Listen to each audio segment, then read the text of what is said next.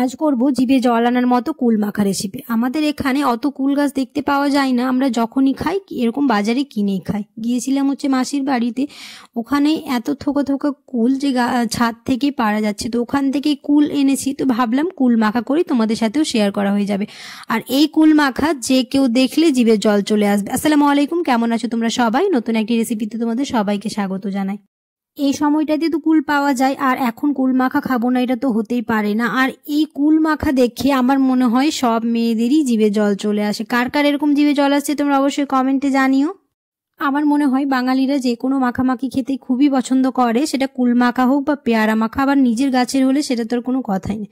এখানে ছাদের উপরে ধনে পাতা হয়েছে, তো নিজের গাছের ধনে পাতা দিয়ে কুল মাখা খেতে খুব ভালো লাগবে। একটুখানি ধনে পাতা নিয়ে নিলাম গাছেরই, সব কিছু একসাথে করে এবার খুব ভালো করে ধুয়ে নিলাম। কুল, লঙ্কা আর ধনে পাতা সবগুলোকেই ধুয়ে নিলাম। এবার কুলগুলোকে থেতো করে নেব সিলবাটায়।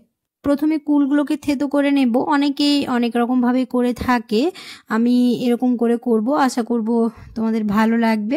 তো এরকম করে প্রথমে থেতো করে নেব। যখন আমাদের এটা থেতো করা হয়ে যাবে তখন ধনে পাতা আর কাঁচা লঙ্কাটাকেও থেতো করে নেব। আর খুবই সহজ পদ্ধতিতে করব, কয়েকটা মাত্র উপকরণ দিয়েই, খুব একটা বেশি কিছু দেব না। কাঁচা লঙ্কা, ধনে পাতা আর একটুখানি নুন থাকলে আমাদের এই কুল মাখা হয়ে যাবে। অনেকেই আছো ভিডিও দেখে চলে যাচ্ছ, সাবস্ক্রাইব করো না, অবশ্যই সাবস্ক্রাইব করে দিও। আর পাশে থাকা বেল আইকনটাকে প্রেস করতে ভুলো না। আর ফেসবুক থেকে দেখলে অবশ্যই পেজটাকে ফলো করে দিও। আর ফ্রেন্ডস আর ফ্যামিলির সাথে বেশি বেশি করে ভিডিওটা শেয়ার করে দিও। তো প্রথমে ভাবলাম লঙ্কাটা ওখানে বেটে নেব, তারপর ভাবলাম যে না, এখানে সিলবাটায় সব কিছু একসাথে ভালো করে বেটে নিই, তাহলে খেতেও খুব ভালো লাগবে। তো সমস্ত কিছু এরকম বাটার পরে এবার দিয়ে দিব হচ্ছে পরিমাণ মতো নুন।